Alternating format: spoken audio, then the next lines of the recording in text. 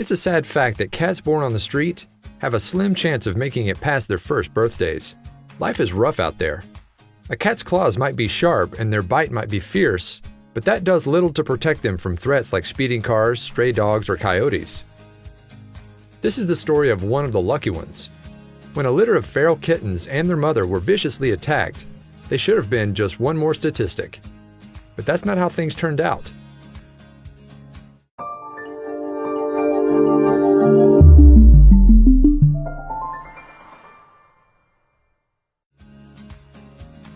Sir Stuffington's life didn't have a very happy beginning. As a newborn, he and his mom and the rest of the litter were attacked by a raccoon. His mom and two of his brothers didn't make it, but Sir Stuffington was a fighter. He had to recover from some serious wounds, as well as a terrible flea infestation, but he quickly became a bright light in his foster mother's home. There, he and his adopted siblings could cuddle and play all day.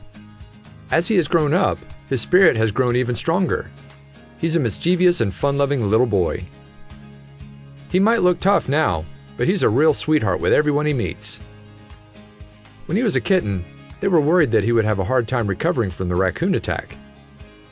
But he hasn't let it stop him from doing all the things other cats love to do, like napping. Plus, he's always a hit when Halloween comes around. I'm so glad that Sir Stuffington's story has a happy ending. Sure, he might look like a tough old pirate now, but he's clearly got a bright and caring spirit that touches everyone he meets. Share Sir Stuffington's story of survival against the odds with your friends below.